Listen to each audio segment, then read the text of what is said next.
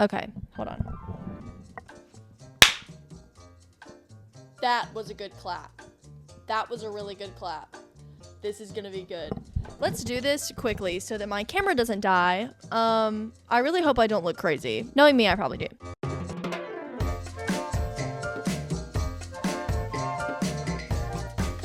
This is gonna be so What's good. up, y'all? Welcome back, or welcome to the Pickle Jar. This is What's the Deal. I'm your host, Mackenzie Pickle. How are you today? I am so happy to be here with you, catching up, talking about movies.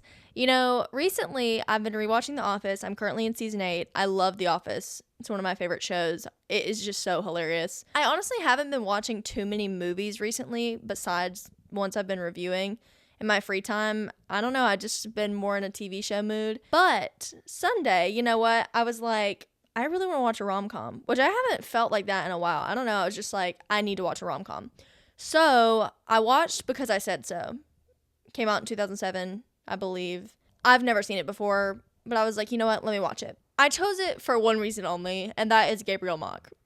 Like, I love him. I love him so much. I love him as Harvey Specter, and I just wanted to see him, I guess, in a different role, you know, see what he was up to. I've also been seeing a lot of clips of it on social media, probably because I love Gabriel Mock so much, so they keep throwing clips of him acting at me, which I'm perfectly fine with. But let's just face it, I just wanted to stare at him on a screen, okay? He's so pretty. Like, I have a few opinions on the movie, so let me know if you want a full review. I don't know if you'd be interested in that or not. Let me know. Like I said, I feel like there's a good bit to unpack. Also, let me know if you want me to do like a ranking of the seasons of The Office, because I talked about that for a bit and I love it. I think that would be pretty fun, cool. Anyways, though, today we are reviewing a very special movie, one that I think a few people, mostly my family, would argue is a classic, and it just so happens to be one of my mom's all-time favorite comfort movies. Today's film is Clue. We're not reviewing the board game, which just so happens to be one of my favorite board games of all time. I love Clue. It is so much fun. We are reviewing the 1985 movie directed by Jonathan Lynn. This movie came out on December 13th, 1985, originally, I believe. Now, I recently watched this movie with my mom for Mother's Day. She watched this all the time growing up. It was, and still is, one of her favorite movies. She can quote it like nobody else, and I loved getting to see that. A little backstory, just before we get into this.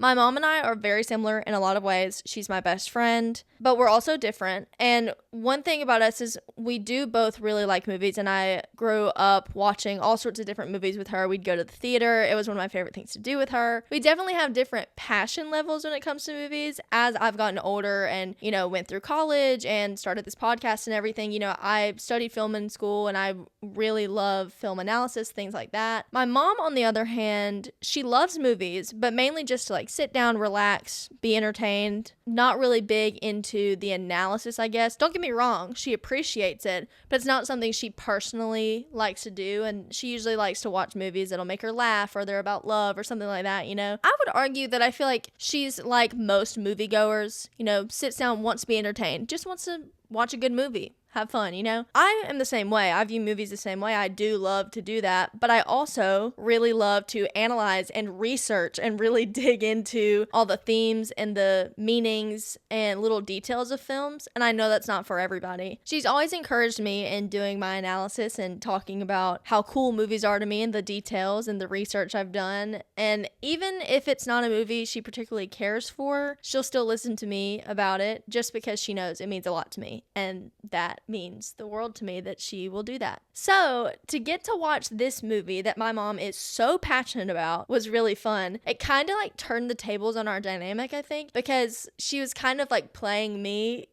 for lack of a better word. Like, she was pointing out things in the movie and being like, oh, pay attention to this. This is a really cool detail. Did you know this, this, and this? And she had all these fun facts about it, and she could quote like every line, which is something that everyone knows I love to do with all my comfort movies. And I can do that about quite a few that her and I have watched together. And so to see her with this movie and be so excited, it was just really fun. And I'm really glad that we did it together. It was kind of like I went back in time almost and was watching the movie with like young adult her. Like, I don't know, to think about like she was my age watching this movie and it was her comfort movie, you know? So it was just, I don't know, it's really fun. Now that I've told you guys all of that, I want to get into the nitty gritty. I want to start by comparing the original game to the movie. And for starters, I think this is an incredible adaptation. It's Clue in North America, Cluedo in, I believe, the UK and Australia. I don't know. I just know it's like Clue and Cluedo. Whatever. I know it is Clue. As for the characters, you have the same 6 main suspects in the movie matching the 6 characters of the original board game. Just a note here, Clue did change out Mrs. White for Dr. Orchid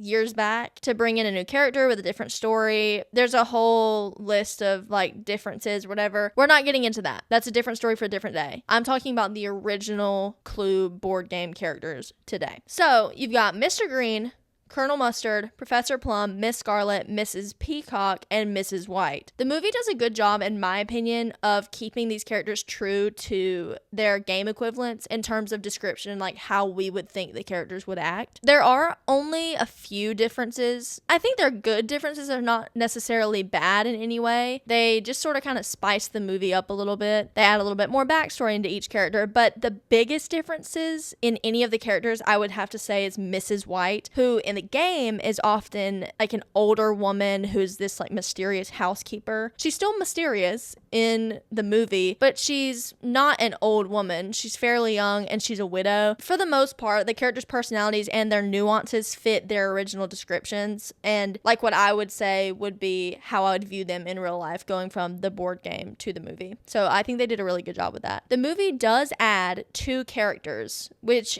is a reason for changing Mrs. White from the housekeeper to a widow and a party guest. They add Wadsworth, played by Tim Curry, and Yvette, played by Colleen Camp. And Wadsworth is the butler and Yvette is the maid. So again, makes sense why Mrs. White wouldn't be a housekeeper. You know, we've already got a butler and a maid. I think they're both great additions to the story, and their characters are just as dramatic as like the 6 main suspects. They do a good job fitting right into the group, adding their own nuances, and Tim Curry does a fantastic job in this movie. As well as everyone else, the whole cast is incredible. Tim Curry's character is just a very key piece in the whole orchestration of the plot and the way that the story is explained to not only the characters in the story but to the audience. Like, there's no fourth wall breaking. However, we sort of learn the most based off of him. I don't know if what I'm saying makes sense. I hope you get what I'm saying though. This brings us though to one of my favorite details of the movie, the character of Mr. Body. He's just that. He's the dead body. I don't know. It cracks me up every time. I'm just like, that's so funny. He does have more character in the movie. We do get to meet him. He's essentially blackmailing everyone that is attending this dinner party. And him blackmailing them is the reason why they would all have a motive to kill him. So, like, he's very crucial. You know, without him, we have no murder mystery. I think this movie does a great job fleshing out characters and, again, matching them to the game. Also, the fashion is iconic. I love their costumes. If I'm being nitpicky, I would have maybe loved a little bit more integration of like their name into their costumes. Some of them were really good, but like you have Miss Scarlet, for instance, who there's not an ounce of Scarlet in her outfit. You know, does her outfit eat? Absolutely. It is so good. That's just like a nitpicky thing, whatever, but the rest of it really good. Also, the set, just like the Clue board, that made me so happy. All the little details, the secret passageways, stop. And all the weapons match up to the weapons in the game. Very important that they would keep all of those the same. I'm glad that they didn't try to like change it up or anything. They truly did a good job adapting it, and it makes me so happy. I love when people who are adapting a board game or a book, things like that, to a movie. I understand you can't keep everything sometimes, but when they pay attention to the details, it makes me so happy. The humor in this movie, so good. Plot, incredible. You have to be paying attention though, because you'll either miss an important detail or like a funny one-liner. These actors were on it with their delivery and their timing. I was laughing so hard. There are so many lines that would be considered like throwaway lines, and if you stop paying attention for even 1 minute, you just might miss a gem. Like, they have such a good way of delivering back and forth, and the chemistry between all of them is so good. There are just so many little zingers like back and forth that I'm serious, if you like look away, you might miss it. It's just so funny, and my mom was quoting them and it was making them even better. But you have to pay attention. Honestly though, it's not hard to pay attention. Like, the pace of this movie and the flow of the storyline is pretty well done. I don't think there was ever a moment where I was bored or struggling to pay attention or anything. It was very interesting, and it did keep me on my toes. And I will say it can be a little cheesy in some spots, but I think that kind of plays into the campiness of the movie being adapted from a board game to an actual film. It's kind of comforting in a way, and it does add to the theatrics, so that's just like a minor little thing. Now, we have to talk about one of the most interesting aspects of this movie, the ending. How does it end? We don't know. A movie with no set ending seems like a bad call, but to me, it is the smartest move they could have made when making this movie. When you play the board game Clue, there are 324 possible ways the game can end. That's how many potential murder scenario combinations there are in the entire game. 6 suspects times 6 weapons times 9 rooms. 324. The point is, there is not one set ending to the game. It's different every single time you play it. Therefore, by giving the movie multiple endings, they are further paying homage to the board game. And the best part of any whodunit, which is the mystery and the creativity. I just love that so much. When I was doing some research for this movie, I found out that when the movie first came out in theaters, there were 3 different endings. So depending on what theater you went to, you saw a completely different ending. I love when movies do this. I think it makes the movie-going experience even more exciting. It doesn't always work, but in this case, I think it does. I can only imagine going to see this movie in theaters and then, you're talking about it with people maybe weeks after, and you're talking about the movie, how good it is, and then you find out that both of you saw a different movie. That's so fun. And also genius marketing, because then you start talking to people and you're like, wait, you saw something completely different than I did. So they're going to want to go back and watch it and find more secrets or the different endings, all that stuff. It's just such a fun way to enjoy a movie, in my personal opinion. And it kind of creates a little bit of, well, no, how do they actually do it? And it creates a conversation, and it keeps the movie alive outside of the screen, which is really cool. When it was released on DVD, and if you go and you stream the movie and watch it now, the 3 endings are all at the end, so they're all like one after the other at the end of the movie. They show one ending and it says it could have happened that way, or like something like that, and then another ending is shown, and then the third ending is shown. Each ending is a little more complicated than just like, oh, this character actually did it in this room with this weapon. Like, it's not like that. There's a lot more details in each ending, and there's even more backstory and even more secrecy and double crossing and craziness in each ending. I mean, the third ending, I believe, even shows Mr. Green is actually like working for the FBI, and the whole operation was a sting. It's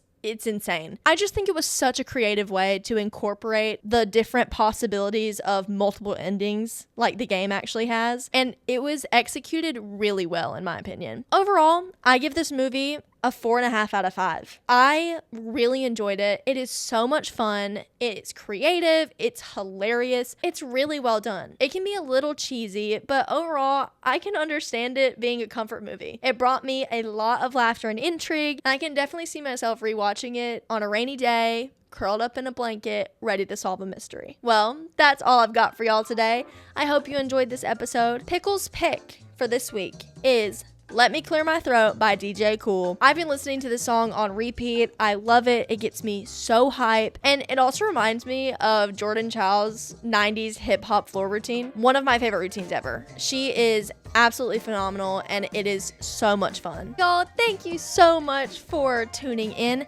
However you decided to do so, please like, comment, review, share this with everybody that you know. I hope you have a fantastic week, and reminder that you are loved and you are important. Closing the jar now. Bye.